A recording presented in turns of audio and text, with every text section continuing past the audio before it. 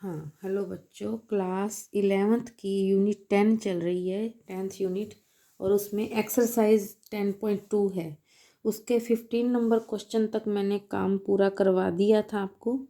अब question number 16 जो है, 16th वाला क्वेश्चन, उसमें रकम को देख के तो यूँ लगता है पता नहीं क्या दे दिया, बट उसमें घबराने की ज़रूरत नहीं है। अपने को एक तो उसने दिया है कि कोई तांबे की छड़ की लंबाई है L सेंटीमीटर में, और दूसरा उसने दिया सेल्सियस टेम्परेचर। ठीक है, इसमें वो कहते हैं कि एक रैखिक फलन है। अपने को इससे कोई वो बात नहीं है कि क्या है क्या नहीं, हमें तो दो चीज़ें दी गई हैं। ठीक है, जैसे एक एक्स और एक वाई। तो लेट अपने क्या करते हैं, सी को तो हम एक्स एक्सिस ले लेते हैं, और एल जो है लेंथ, उसको हम वाई एक्सिस पर लेने की कोशिश करते हैं। ओके, तो फर्स्ट पॉइंट पे क्या दिया हुआ है उसने कि सी अगर 20 है आपके पास, तो आपके पास एल है 124.942।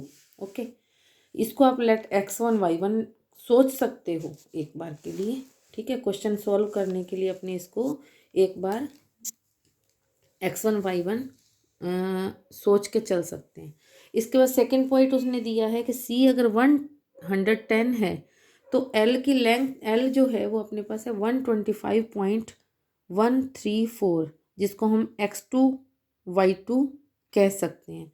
तो फिर इन दो बिंदुओं में से, दो पॉइंट्स में से जाने वाली हमें एक रेखा का समीकरण फाइंड करना है, रैखिक फलन। ठीक है, तो दो पॉइंट्स में से जब एक रेखा जाती है तो उसका समीकरण क्या होता है, y minus y1 is equal to y2 minus y1 upon x2 minus x1 into x minus x1, यही होता है।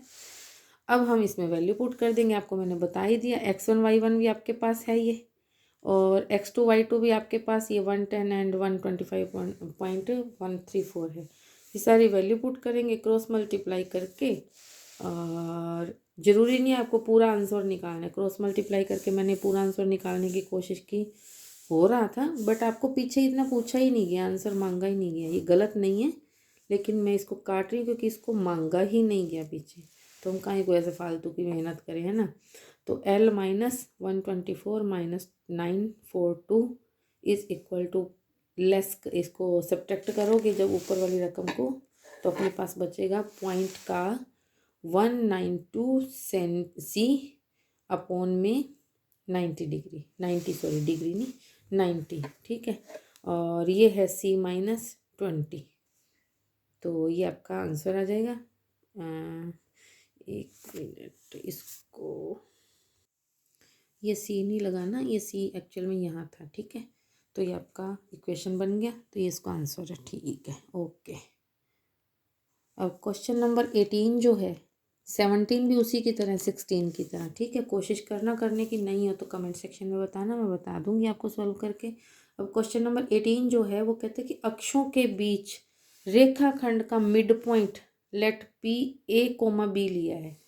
तो अक्षों के बीच कौन सी, ये वाई एक्सिस है, ये एक्स एक्सिस है, सपोज करो ये एक लाइन है, तो इसका मिड पॉइंट लेना है। तो जो एक्स एक्सिस पे है उसको a, 0 लेट कर लो, और जो वाई एक्सिस पे है वो 0, b लेट कर लो। अब इसका मिड पॉइंट क्या करते हो, x1 प्लस x2 अपॉन में 2, तो a प्लस 0/2, और ये क्या आएगा y1 प्लस y2 अपॉन में 2, 0 प्लस b अपॉन में 2। तो ये इसके मिड पॉइंट आ गए। अब मिड पॉइंट जो गिवन दिया हुआ है वो कौन सा है, मतलब गिवन जो है वो क्या है, पी ए बी, और उससे पहले क्या है, हमें प्रूव क्या करना है, हमें ये प्रूव करना है, ध्यान में रखना, ये हमें आंसर लेके आना है। तो पी ए बी हमें गिवन है, इसका मतलब जो हमने निकाला है और गिवन है वो इक्वल होना चाहिए। तो ए के इक्वल में क्या आएगा, ये वाला पॉइंट, और बी के इक्वल में क्या आएगा, ये पॉइंट आएगा। तो वही पुट किया है, small a is equal to capital A upon 2, capital A तो हमने लेट किया हुआ है ना, और B is equal to capital B upon 2।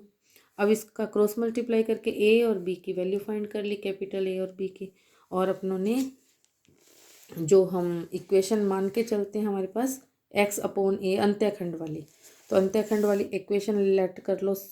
First of all x upon A plus Y upon B is equal to अपने पास 1 होता है। ठीक है, तो इसमें अपने वैल्यू पुट कर देंगे, ए और बी की वैल्यू पुट करके क्रॉस मल्टीप्लाई करके अपना, तो X upon A plus Y upon B is equal to 1 था, X upon 2a plus Y upon 2b is equal to 1। 2 को यहाँ से कॉमन 1/2 को कॉमन लेते हो, 2 का क्रॉस मल्टीप्लाई कर देंगे तो अपना आंसर आ जाएगा। ये प्रूव हो गया। अब क्वेश्चन नंबर 20 जो लास्ट है इस एक्सरसाइज का, वो कहते हैं कि 3 पॉइंट हैं अपने पास 3, 0, -2, -2 एंड 8, 2। क्या ये तीनों एक संरेख पॉइंट हैं? ये तीनों एक ही रेखा के ऊपर उपस्थित हैं? तो ठीक है, हम पहले तो क्या करेंगे, 2 पॉइंट्स में से जाने वाली एक रेखा का समीकरण फाइंड कर लेंगे। तो हमने वो 2 पॉइंट्स में से जाने वाली रेखा का समीकरण हमने ये 2 पॉइंट लेते हुए फाइंड करने की कोशिश की, तो हमारे पास ये आ गई इक्वेशन। ओके, ये इक्वेशन बन गई। अब इस इक्वेशन के साथ साथ जो थर्ड पॉइंट और दिया हुआ था 8, 2, उसको भी तो संरेख प्रूव करना है ना। 2 तो होते ही होते हैं हमेशा, तीसरा जब उसके ऊपर आता है तब वो संरेख माने जाते हैं ना तीनों। तो ये वाला जो पॉइंट है, अगर इस इक्वेशन को सेटिस्फाइड कर जाएगा, सेटिस्फाइड का मतलब एक्स और वाई की वैल्यू पुट करने पे दोनों राइट एंड लेफ्ट दोनों बराबर हो जाती हैं, तो हमारा आंसर सही, मतलब ये तीनों बिंदु संरेख होंगे। और अगर ये सेटिस्फाइड नहीं करती है, 0 नहीं आते हैं, मतलब एक इक्वेशन के दोनों लेफ्ट और राइट बराबर नहीं आते हैं, तो ये संरेख नहीं होंगे। तो 2x - 5y - 6 = 0 है।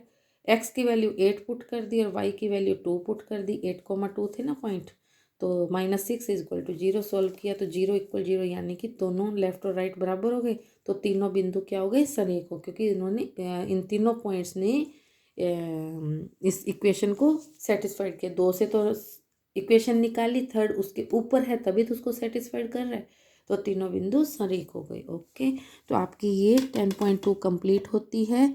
और अब करनी है 10.3। तो वो जब आपको मतलब वीडियो डालूंगी तो आपके पास पहुंच जाए, इसके लिए आप बेल आइकन का प्रयोग ज़रूर करना। कमेंट सेक्शन में बताना कोई डाउट हो तो, कोई सुझाव हो तो। और वीडियो को लाइक करना, शेयर करना और सब्सक्राइब ज़रूर करना अगर नहीं किया है तो, और अपने फ्रेंड्स लोगों से भी ज़रूर कहना। Okay, thank you.